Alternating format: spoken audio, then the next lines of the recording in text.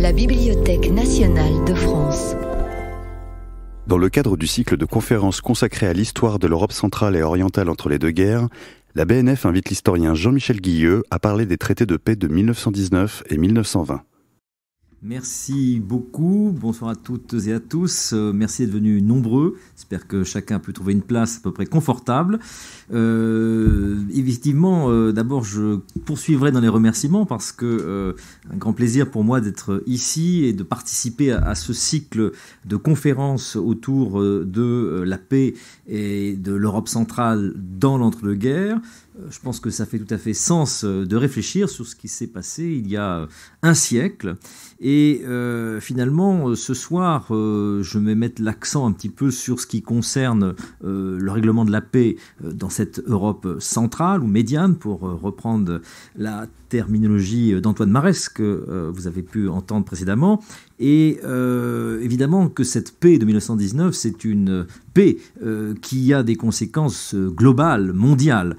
Évidemment, dans le court temps qui m'est imparti, je ne pourrais pas parler de tous les espaces, et donc je me centrerai sur l'Europe et en particulier sur l'Europe centrale.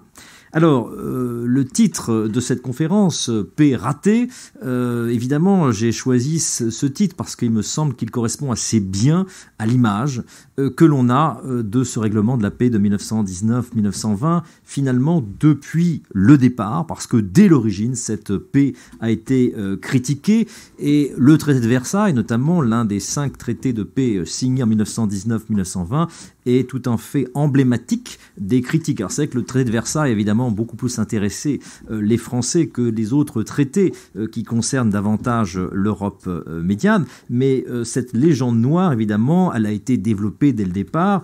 On connaît notamment l'ouvrage de Keynes sur les conséquences économiques de la paix, paru dès 1919, qui insistait finalement notamment sur la lourdeur des réparations imposées à l'Allemagne, qui était en quelque sorte pour lui une grave erreur, puisque l'Allemagne a été le moteur économique de l'Europe et qu'il était dangereux de chercher à l'affaiblir. Mais en France, on a eu une sorte de réponse à Keynes avec Jacques Bainville, journaliste bien connu de l'Action française, qui a publié dès 1920 les conséquences politiques de la paix, dans lequel il mettait l'accent finalement sur une paix avec l'Allemagne qui avait été trop douce dans l'ensemble, notamment parce qu'on avait maintenu l'unité allemande, ce qui paraissait tout à fait dangereux aux yeux de Bainville.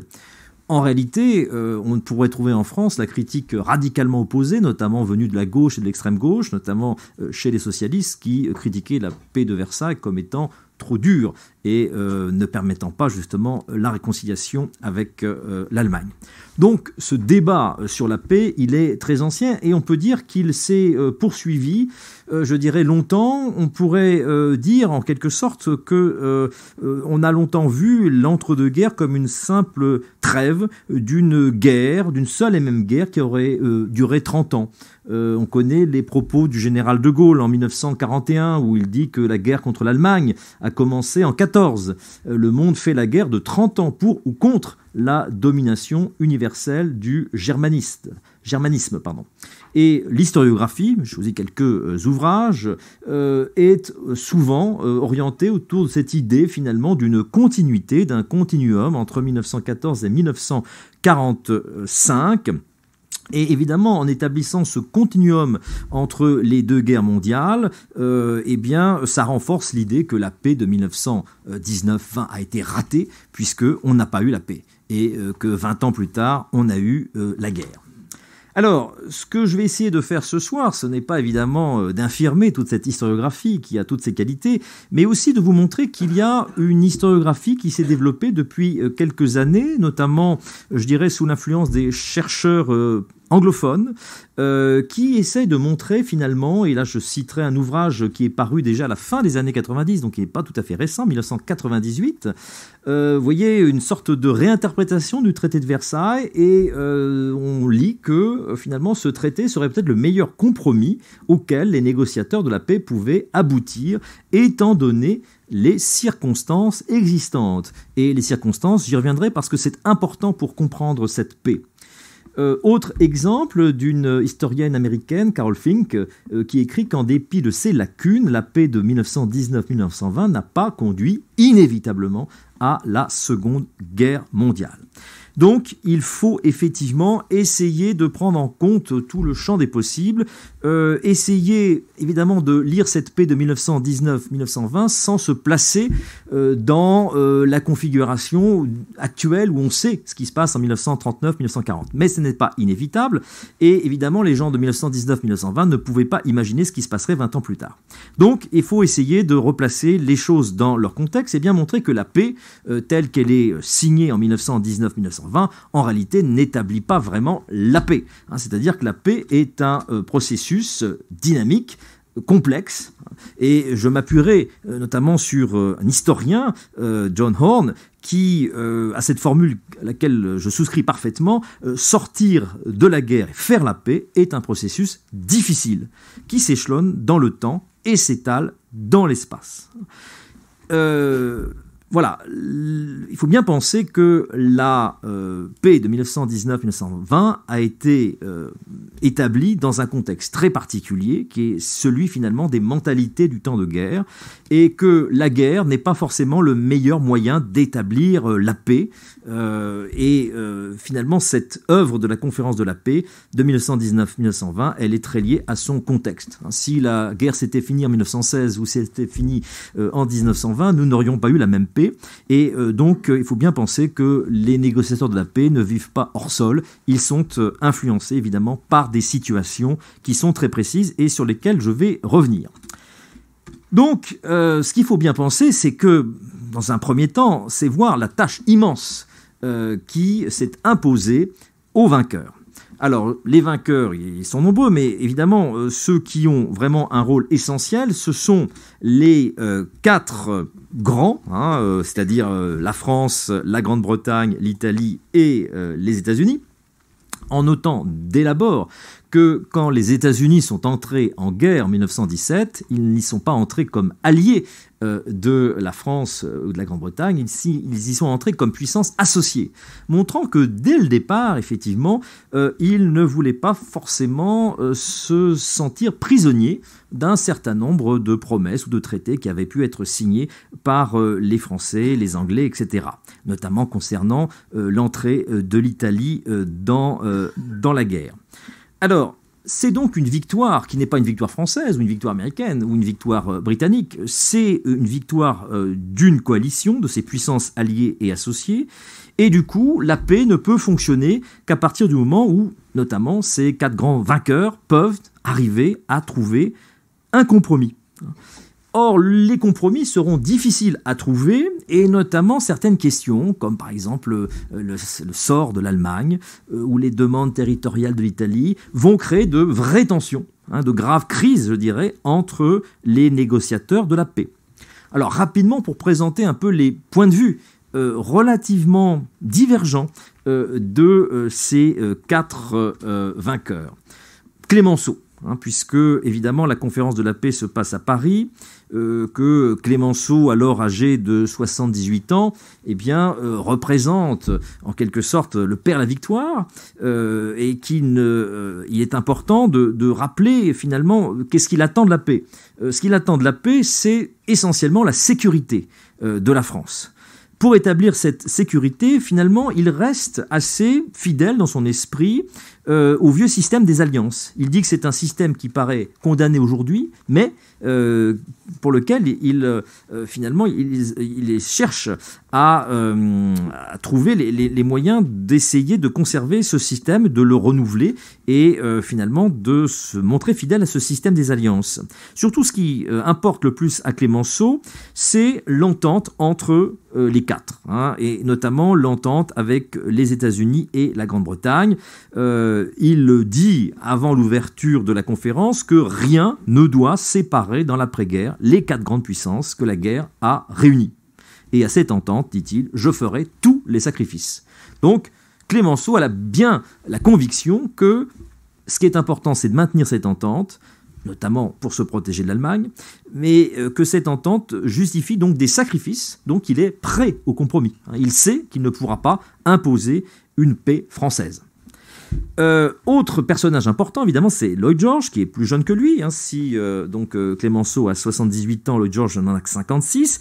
Et finalement, Lloyd George représentant de la Grande-Bretagne, évidemment, il est surtout intéressé par créer un équilibre européen, parce qu'il est important finalement qu'il n'y ait pas une nouvelle guerre qui se déclare et qui nécessiterait une intervention des Britanniques. Évidemment, il est aussi très intéressé par l'empire colonial britannique, par le fait de préserver la position dominante de l'empire colonial britannique. Orlando l'Italien a des objectifs qui sont finalement plus des objectifs territoriaux. Ce qui est important, c'est que l'Italie puisse dominer l'Adriatique, et notamment par les traités qui ont permis l'entrée de l'Italie en guerre du côté de la France et de la Grande-Bretagne. Il y avait la promesse d'un certain nombre, je dirais, de territoires qui devaient revenir à l'Italie. Dernier personnage très important qui va avoir un rôle vraiment central dans ce récit, c'est le président américain Wilson. Wilson, il est entré en guerre finalement assez tardivement, en 1917, et il a assez rapidement développé les buts de paix des États-Unis, notamment le discours des 14 points en janvier 1918 est très important parce qu'il essaye de définir finalement ce que serait un nouvel ordre international qui conviendrait aux intérêts américains. Alors évidemment, ça passe par la liberté des mers, qui est cruciale pour les États-Unis, mais c'est aussi tenir compte des revendications des populations, notamment d'Europe centrale, leur droit à l'autonomie au sein de l'Empire d'Autriche-Hongrie, par exemple, mais c'est aussi et surtout inventer une nouvelle organisation internationale qui pourra maintenir la paix. C'est le 14e et dernier point de Wilson, c'est l'idée de la société des nations. Et je dirais que c'est vraiment l'idée centrale dans l'esprit de Wilson. Et ce qui explique en quelque sorte que cette idée l'amène à venir la défendre lui-même à Paris lors des négociations de la paix. Alors, les négociateurs, eh bien, comme je disais tout à l'heure, ils agissent dans un contexte. Et ils ne peuvent pas du tout s'abstraire, notamment, pour commencer, de l'opinion publique.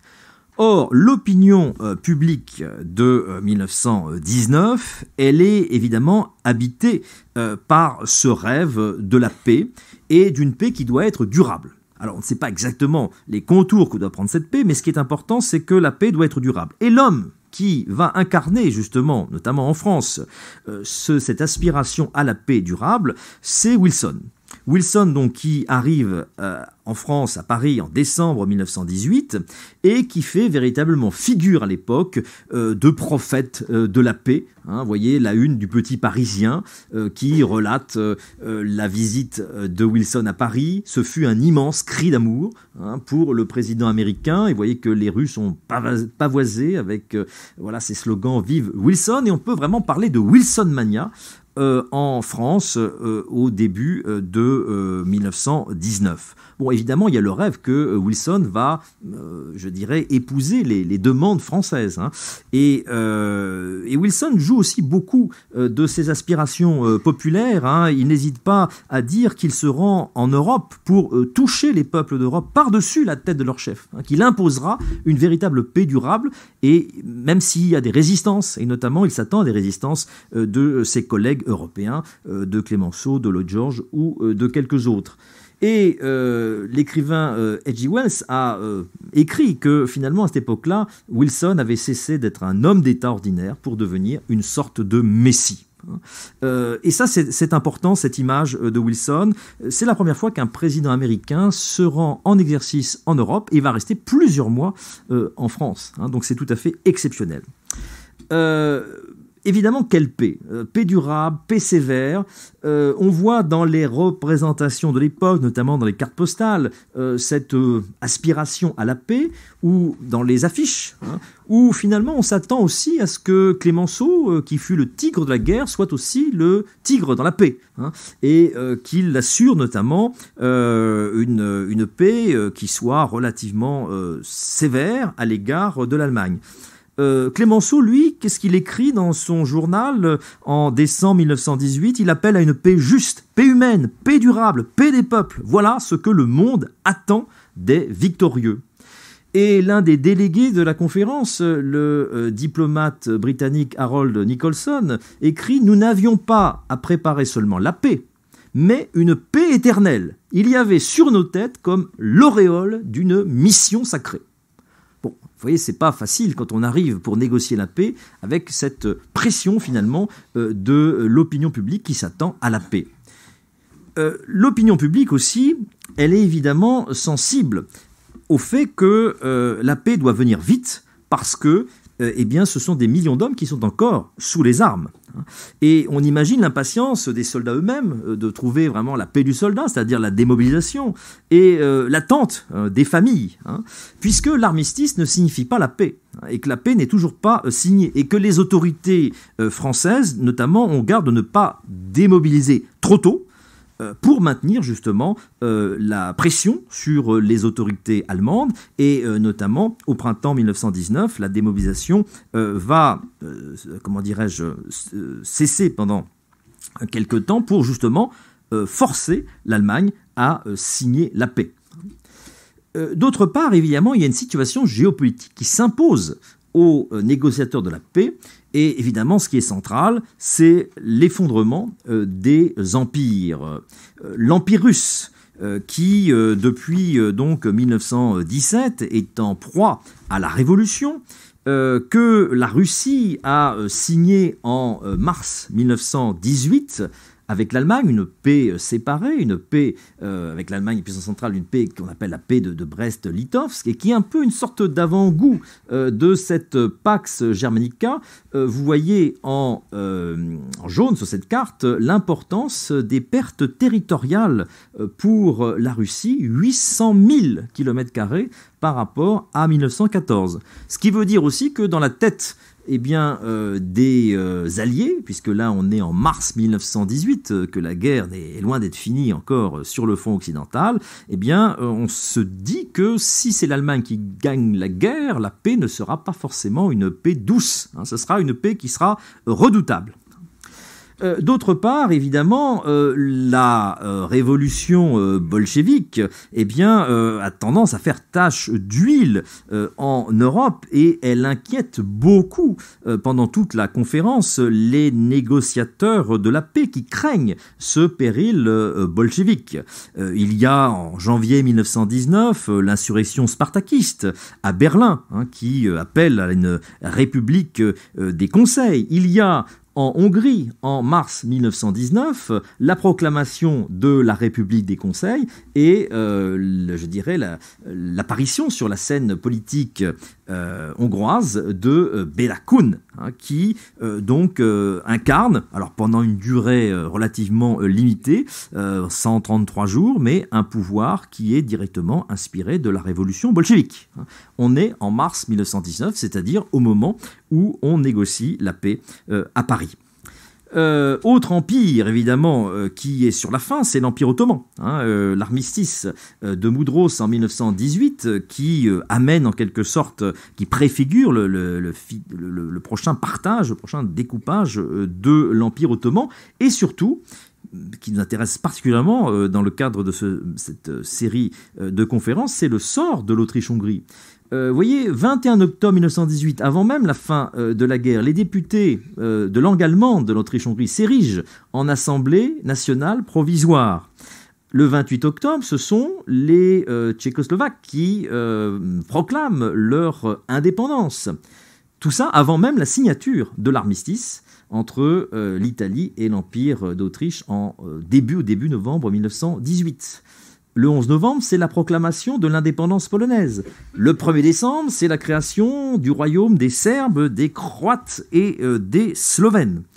Voilà, on voit bien que les Alliés qui ont été jusqu'à on va dire jusqu'à 1918 assez prudents dans leur soutien au mouvement des nationalités, aux revendications des nationalités de l'Empire d'Autriche-Hongrie, eh bien vont leur accorder leur soutien en 1918, et que l'effondrement de l'Autriche-Hongrie, bien va précéder la fin de la guerre. En gros, c'est la guerre qui a provoqué la fin des empires, c'est pas la conférence de la paix qui provoque l'éclatement des empires. Il y a des faits accomplis, ces empires se sont désintégrés, c'est une réalité dont les négociateurs de la paix devront tenir compte.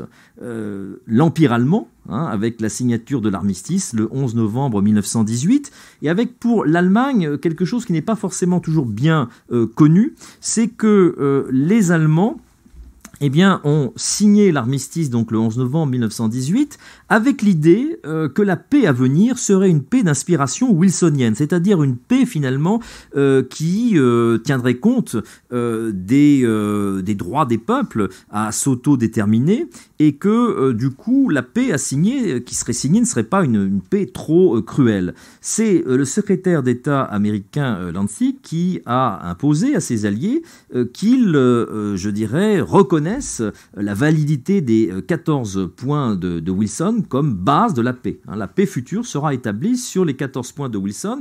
C'est ce qui est signé et envoyé à l'Allemagne le 5 novembre 1918, une sorte d'accord pré-armistice que l'Allemagne aura beau jeu ensuite d'utiliser contre les Alliés en disant qu'ils n'ont pas tenu leur parole, qu'ils n'ont pas fait cette paix qui assurait, le droit des peuples à disposer d'eux-mêmes. Alors, maintenant que j'ai rappelé ces circonstances, mais qui sont particulièrement lourdes, la désintégration des empires, la menace de la contagion révolutionnaire, la pression des peuples qui veulent finalement finir avec cette guerre, que peut faire la conférence de la paix ? Deuxième point. Essayons de comprendre un peu finalement comment fonctionne cette conférence de la paix qui se tient à Paris. Paris devient en quelque sorte, pendant quelques mois, la capitale du monde. La conférence de la paix qui s'ouvre officiellement le 18 janvier 1919 et qui se tient notamment au palais d'Orsay, où vont avoir lieu un certain nombre de séances, puis aussi dans un certain nombre d'hôtels parisiens, on s'étonne souvent que cette conférence de la paix, que ces négociations de la paix se passent sans les vaincus. C'est vrai que ce n'est pas tout à fait la tradition européenne où, en principe, vainqueurs et vaincus discutent autour de la même table. En réalité, ce qui s'ouvre le 18 janvier 1919, ce n'est pas le grand congrès de la paix. Ce qui s'ouvre en janvier 1919, c'est une conférence des préliminaires de paix. C'est l'idée que les Alliés devaient d'abord s'entendre entre eux sur les principaux points de la paix avant de soumettre ces préliminaires de paix aux vaincus. En réalité, cette conférence traîne en longueur parce qu'il est difficile de se mettre d'accord, parce qu'il y a énormément de sujets à traiter, et finalement ce qui n'est au départ qu'une conférence des préliminaires de paix entre les vainqueurs, ce qui est classique, va se transformer finalement en conférence de la paix, en congrès de la paix, ce qui explique donc que les pays vaincus, comme l'Autriche, la Bulgarie, l'Allemagne, ne soient pas présents dans ces négociations. Qui est présent ? Beaucoup de monde. Officiellement, donc, il y a 27 États qui sont représentés. Alors, des États du monde entier, évidemment, il y a des États comme le Nicaragua, le Brésil, Siam, la Chine, qui ont eu un rôle finalement très divers pendant la guerre.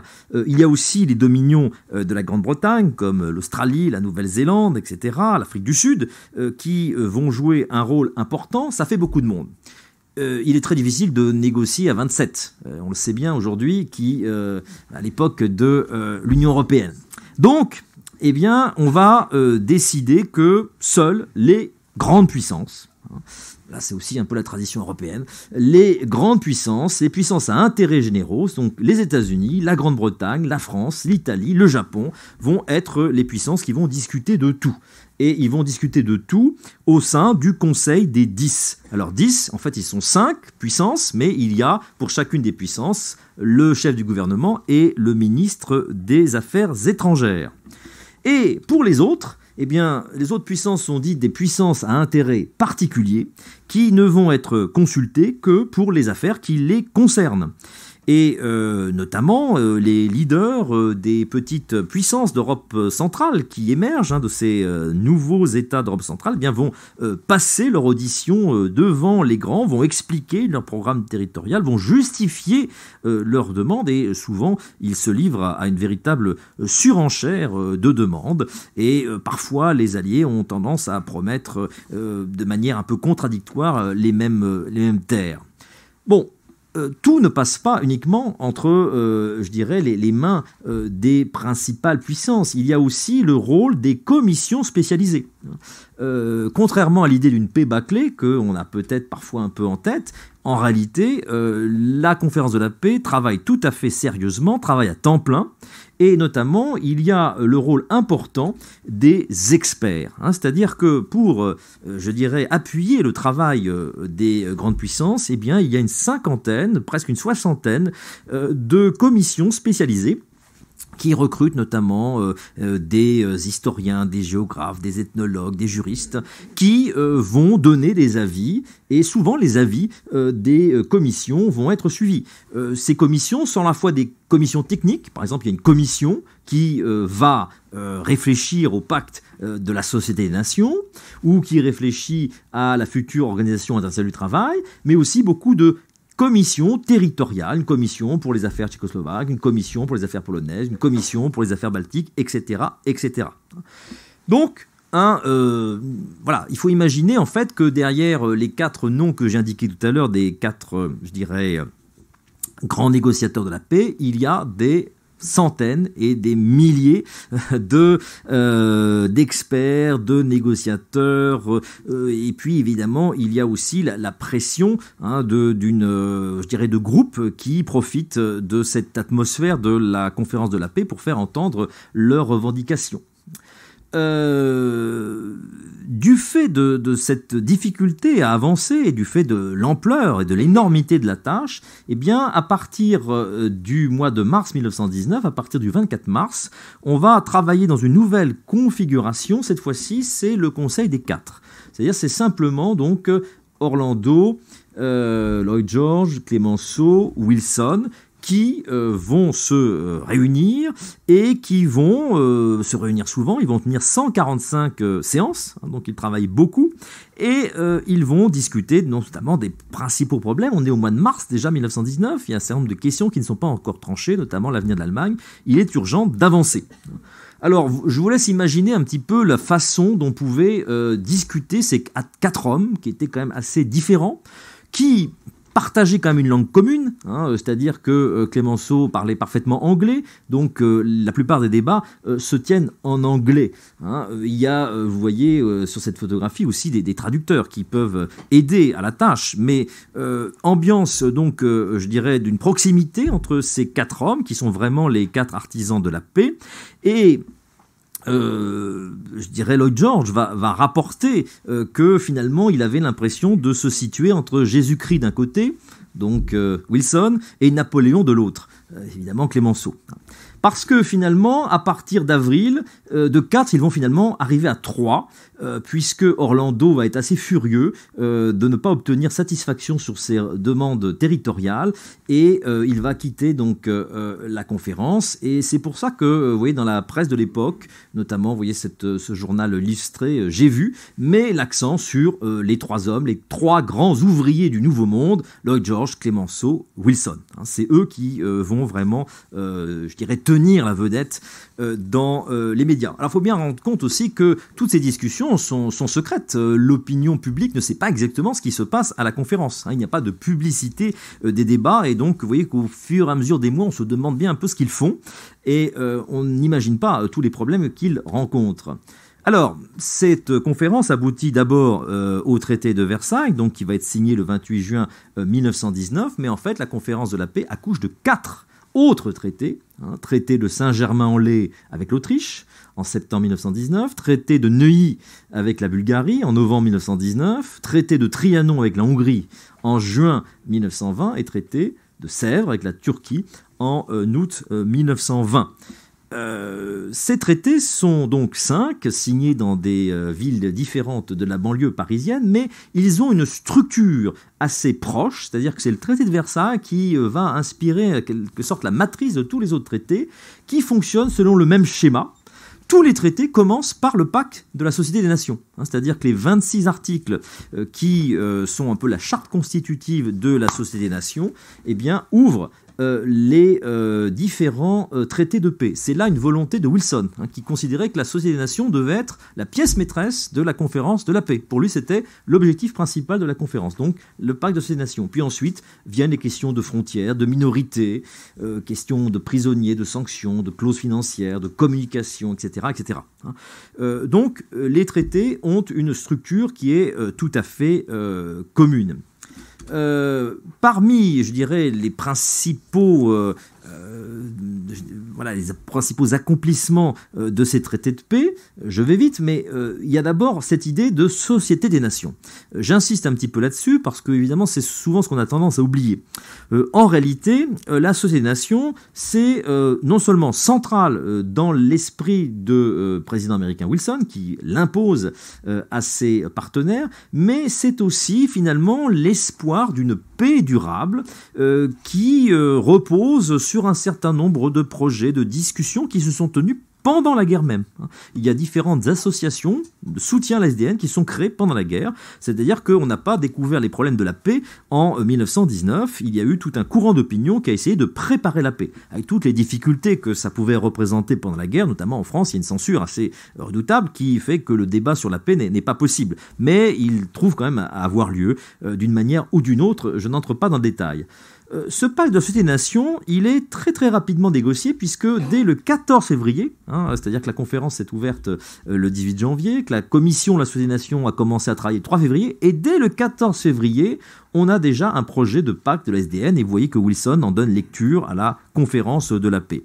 Pourquoi est-ce que ça va si vite ? Eh bien parce que les choses ont déjà été préparées en amont, et que notamment les Américains et les Britanniques se sont entendus sur un projet de pacte qui va être discuté devant la commission, mais qui est déjà assez largement élaboré. Ce qui veut dire que l'idée française de SDN, qui existait aussi à cette époque-là, et qui était notamment incarné par Léon Bourgeois, qui, dès le début du XXe siècle, avait lancé cette idée de société des nations, eh bien, le projet français ne sera pas du tout discuté et Léon Bourgeois ne pourra pas faire valoir sa conception de la société des nations, une conception plus française, c'est-à-dire notamment d'une société des nations plus musclée. L'idée de Léon Bourgeois, c'était quand même en quelque sorte de créer les bases d'une future armée internationale qui permettrait de prévenir tous les risques de guerre en Europe. Et donc cette conférence de la paix accouche, mais ça va être définitivement adopté en avril 1919, d'un court pacte de la SDN en 26 articles, dont l'article principal, je vous en fais lecture, c'est l'article 10 qui est central et qui définit ce qu'on appellera plus tard la sécurité collective, mais qui n'est pas encore un mot qu'on utilise à cette époque-là. L'article 10, c'est, voilà comment il est rédigé, les membres de la société s'engagent à respecter, à maintenir contre toute agression extérieure l'intégrité territoriale et l'indépendance politique présente de tous les membres de la société. En cas d'agression, de menace ou de danger d'agression, le Conseil avise aux moyens d'assurer l'exécution de cette obligation. Vous voyez, les dispositions sont quand même assez claires. Alors après, évidemment, toute la question, c'est quels moyens va disposer la Société des Nations. Elle aura notamment à son actif les sanctions économiques et financières qui seront automatiques en cas de, si on considère qu'un État est coupable, mais il y aura aussi possibilité de sanctions militaires. On reviendra peut-être dans les questions sur le fonctionnement de la Société des Nations. Autre aspect de ces nouvelles institutions internationales qui sont créées, c'est en 1919 l'Organisation internationale du travail. Une organisation qui existe toujours et qui aura finalement survécu à la Seconde Guerre mondiale et qui est inscrite dans les traités de paix, dans la partie 13 du traité de Versailles. C'est l'idée finalement qu'en pleine agitation, bolchevique, il faut aussi entendre les revendications des travailleurs qui se sont sacrifiés aussi pendant la guerre et finalement l'idée que la paix ne peut être durable que si elle est juste et que si elle promeut veut aussi une justice sociale. Et évidemment que cette justice sociale ne peut fonctionner que s'il y a un consensus international, et donc il y a l'idée de définir des normes sociales communes. Albert Thomas, socialiste, ministre de l'armement pendant la Première Guerre mondiale, va assumer la direction, en tout cas la direction du Bureau international du travail, qui est un peu en quelque sorte le secrétariat de cette organisation.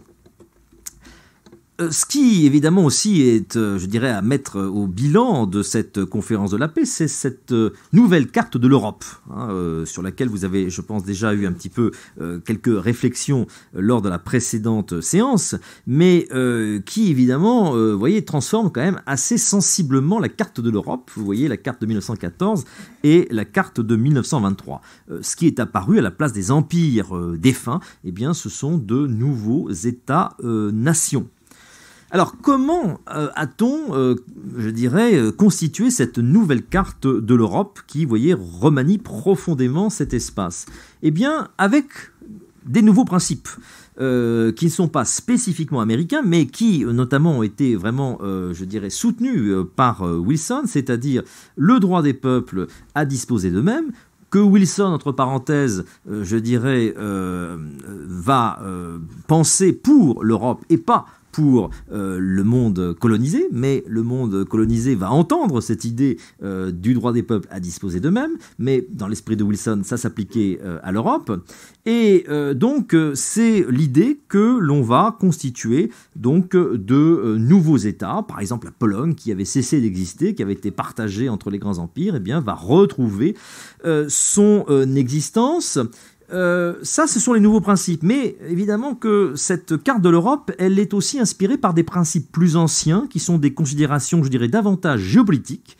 Et l'idée, et notamment défendue par les Français, c'est de mettre en place une sorte de barrière de l'Est qui permettrait à la France d'assurer sa sécurité face à l'Allemagne en remplacement de l'allié russe dont on imagine qu'il ne sera plus tout à fait efficace depuis qu'il est bolchevique. Donc il y a vraiment cette idée qu'il faut assurer la sécurité de la France et du coup faire constituer à l'est de l'Europe des États qui sont suffisamment puissants, suffisamment viables pour maintenir, je dirais, une existence durable. Et ce qui veut dire que très concrètement, que les principes du droit des peuples à disposer d'eux-mêmes vont être un petit peu en partie mis de côté. Par exemple, si vous regardez le cas de la Pologne, la Pologne va avoir cet accès à la mer, ce corridor de Danzig qui sera la source de bien des problèmes. De même que vous voyez que la Pologne, elle n'est pas constituée que de Polonais. Les polonophones, c'est à peu près 60% de la carte. Vous voyez qu'il y a évidemment, notamment à l'Est, différentes populations, ce qui fait que la nouvelle carte de l'Europe, qui avait pour objectif en quelque sorte de créer des États-nations, va plutôt reconstituer des États multinationaux. Il y a un véritable problème de minorité. Alors certes, il y a moins de minorités en 1919 qu'en 1914, il y en a à peu près 2 fois moins. En gros, autour de 1919, on est à 25 ou 30 millions de minorités, ce qui est quand même un chiffre tout à fait considérable. Et dès lors, les négociateurs de la paix ont anticipé les problèmes qui pourraient naître de cette question des minorités. Et on a fait signer aux nouveaux États, notamment la Pologne, le même jour que la signature du traité de Versailles, donc le 28 juin 1919, on fait signer à la Pologne un petit traité de Versailles dans lequel elle va, s'engager à respecter les droits des minorités. Mais vous comprenez le problème pour ces États tout récents, de voir ainsi leur souveraineté limitée par l'obligation de respecter les droits des minorités. Alors, les minorités non pas prises de manière collective, mais de manière individuelle. On garantit les droits individuels des membres de ces minorités, et tout ça sous le contrôle de la Société des Nations. Ces principes géopolitiques vont expliquer aussi qu'on va interdire aux Autrichiens germanophones de s'unir à l'Allemagne. L'Anschluss est interdit par le traité de Versailles. Donc là, on ne respecte pas la volonté des Autrichiens de s'unir aux Allemands, mais évidemment, il ne s'agit pas de renforcer l'Allemagne. Parce qu'évidemment, si l'Allemagne s'agrège tous les germanophones de l'ancien empire d'Autriche-Hongrie, elle devient d'autant plus redoutable. Donc vous voyez que ces considérations géopolitiques ont été très importantes dans la carte qui a été faite. Point aussi sur lequel je voudrais insister, c'est que finalement ce nouvel ordre international n'est pas du tout un ordre figé. C'est-à-dire que les traités ne vont pas graver dans le marbre pour toujours une réalité qui serait, je dirais, intangible. Clémenceau lui-même était bien conscient de cette faiblesse des traités. Vous voyez ce qu'il dit à ses députés en septembre 1919, au moment où on doit ratifier en France le traité de Versailles. Il dit « Ce traité si complexe vaudra ce que vous vaudrez vous-même. Il sera ce que vous le ferez. Ce que vous allez voter aujourd'hui, ce n'est même pas un commencement, c'est le commencement d'un commencement. » Vous voyez, l'idée de la paix comme un processus complexe était bien dans l'esprit de Clémenceau lui-même. Pourquoi ? Eh bien parce que beaucoup de dispositions sont tout à fait flexibles. Par exemple, un point qui intéresse beaucoup les Français, c'est l'occupation de la Rhénanie, la rive gauche du Rhin. Les traités ont prévu une occupation de 15 années maximum. Les Français auraient voulu une occupation permanente. Mais il s'agissait évidemment, c'était impensable dans l'esprit des Anglo-Américains. Donc pas d'occupation permanente, une occupation temporaire. En réalité, avec le processus de réconciliation franco-allemande qui va s'opérer dans les années 20, l'occupation ne va pas durer 15 ans. Elle va s'arrêter dès 1930. Il y aura une évacuation anticipée de la Rhénanie en 1930. Autre exemple, la Sarre. La Sarre est détachée de l'Allemagne. Elle est placée sous l'administration de la Société des Nations. Mais on envisage, au bout de 15 ans, un plébiscite qui permettra aux Sarrois de dire s'ils veulent rester français, enfin aller du côté de la France, pardon, ou s'ils veulent aller du côté de l'Allemagne. Et seule la propriété des mines a été transférée aux Français. Si on prend d'autres exemples, il y a un certain nombre de plébiscites qui sont imaginés pour tous les territoires, je dirais, où la situation était ethniquement à peu près inextricable. Donc ça concerne, par exemple, les frontières avec l'Autriche, avec l'Allemagne et le Danemark. Ça concerne la Belgique et l'Allemagne, etc. Dans tous ces territoires-là, donc Penma-Medi, Klagenfurt, Schleswig, etc., Haute-Silésie, il va y avoir des plébiscites. On va consulter les populations. Alors ces consultations ne donneront pas toujours les résultats qu'on pouvait en espérer, ne vont pas toujours régler les problèmes. Mais vous voyez qu'on est bien conscient que sur un certain nombre de points, on n'a pas été capable de trouver les solutions. Donc on renvoie à plus tard les solutions et on consultera donc les populations.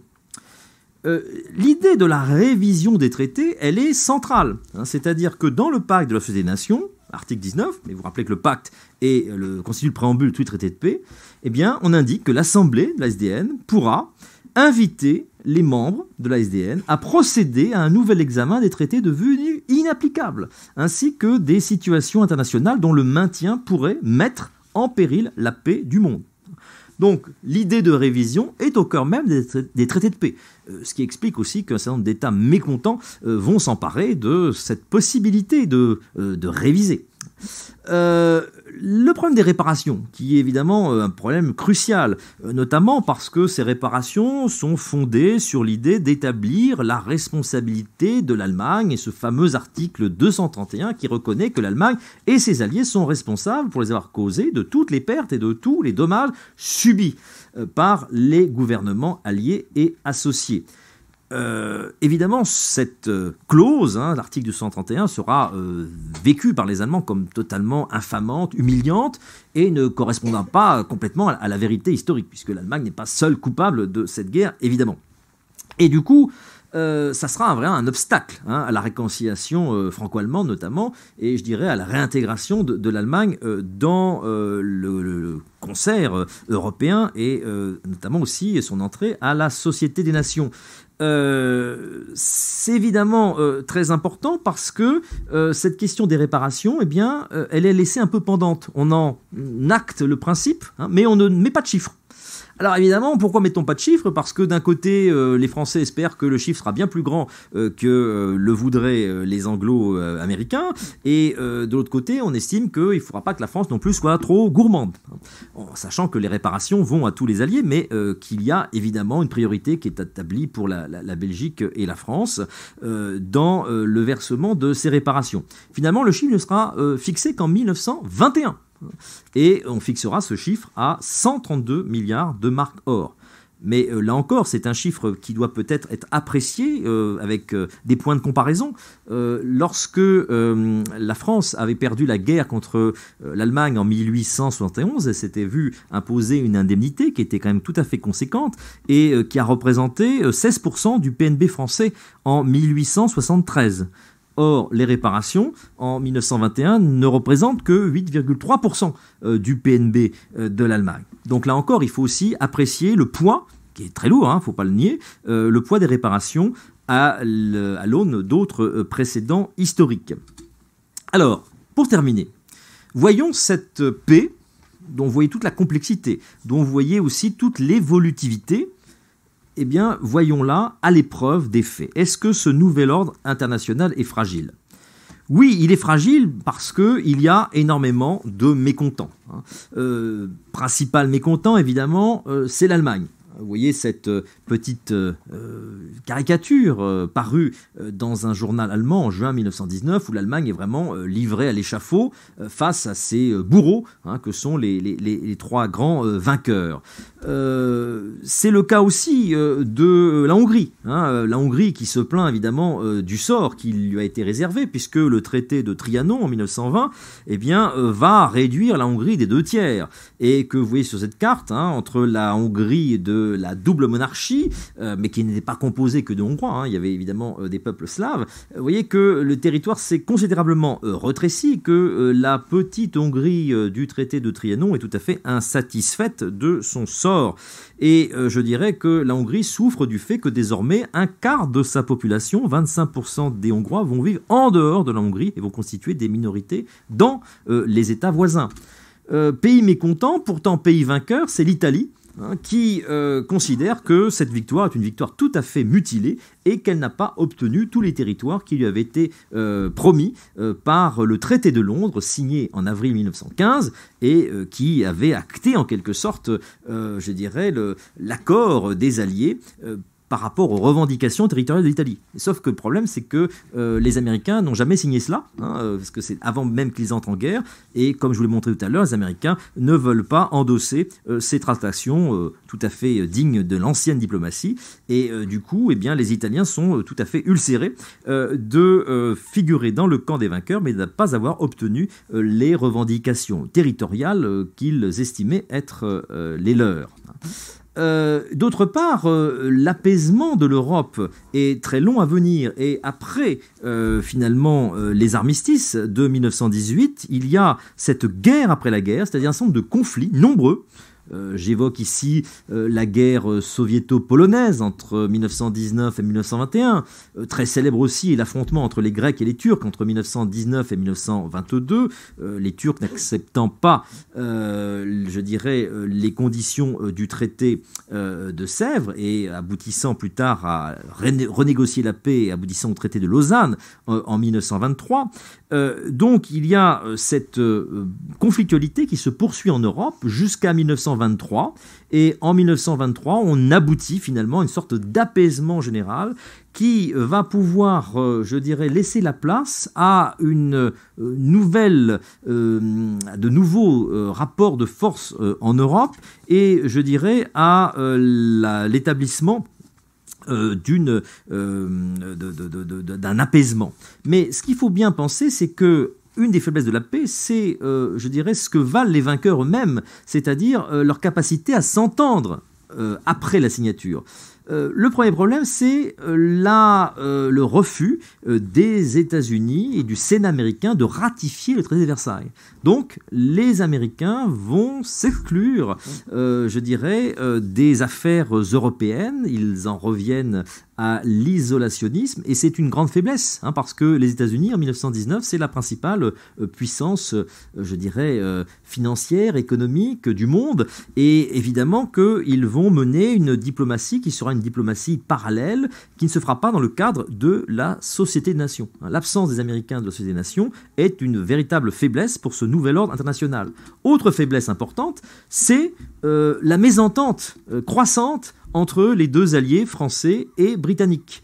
Et notamment, cette mésentente culmine en 1922 et surtout 1923, quand la France va décider d'aller occuper la Ruhr en Allemagne, et cela va vraiment ulcérer les Britanniques qui vont se déchaîner contre l'impérialisme français. Et c'est une véritable faiblesse que cette désunion des vainqueurs pour essayer de construire cette paix. Malgré tout, ça n'empêche pas, et je terminerai par cela, qu'il y ait une véritable tentative de réconciliation en Europe dans les années 20, marquée notamment par ce premier couple franco-allemand de l'histoire, Briand et Stresemann, la signature des accords de Locarno en 1925, où l'Allemagne reconnaît volontairement ses nouvelles frontières avec la France et avec la Belgique, l'entrée de l'Allemagne à la Société des Nations en 1926, la réintégration finalement du vaincu dans, je dirais, les affaires européennes et son entrée à la SDN. Ici, comme on le voit, en 1928, la signature du pacte Briand-Kellogg, c'est-à-dire un pacte signé notamment par l'Allemagne et par beaucoup de puissances, pratiquement tous les États du monde au cours des années 30, pacte par lequel les États renoncent à la guerre comme instrument de leurs relations. L'important, c'est que ce pacte Briand-Kellogg est signé à Paris et que Stresemann, le ministre allemand des Affaires étrangères, vient à Paris, et qu'il y avait très longtemps qu'on n'avait pas vu un Allemand à Paris, et ça se passe bien. Et donc ça, c'est un moment important de cette réconciliation. Et finalement, à la fin des années 20, on a vraiment l'impression que la paix, la vraie paix, durable, pourrait venir. Vous voyez, Churchill, qui écrit en 1929, les perspectives de paix n'ont jamais été meilleures depuis 50 ans. Bon, évidemment, nous qui savons ce qui se passe après, on se dit qu'il y a peut-être une erreur d'appréciation. Mais ce n'est pas finalement de la part de Churchill ou d'autres une sorte d'aveuglement. C'est qu'il y a vraiment une dynamique de paix qui est en marche en 1929.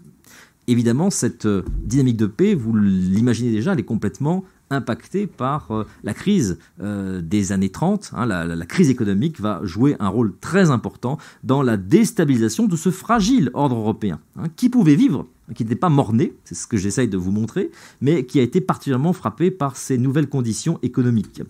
Alors en conclusion, ces traités 1919-1920, c'est une première étape, c'est un point de départ d'une réconciliation européenne et d'une construction de la paix qui est nécessairement longue. Cette paix, il ne s'agit pas de la réhabiliter et de dire que c'était parfait. Évidemment, il y a eu beaucoup de fautes, il y a eu beaucoup d'erreurs, beaucoup de contradictions, beaucoup de problèmes. Ces problèmes n'étaient pas insurmontables puisque beaucoup d'aspects étaient révisables. Mais évidemment, cette paix, malgré toutes ses faiblesses, malgré toutes ses contradictions, n'a pas directement mené à la Seconde Guerre mondiale. Et je terminerai avec les propos du délégué de l'Union sud-africaine, Jan Smuts, qui était un poids lourd de la conférence de la paix, et qui écrit au soir de la signature du traité de Versailles, avec le traité, « Nous n'avons pas encore réalisé la paix réelle à laquelle aspirent les peuples. Le réel travail de construction de la paix ne commencera qu'après la signature du traité. » Donc, la paix de 1919-1920, c'est la paix signée, mais ce n'est pas la paix qui est faite. Je vous remercie.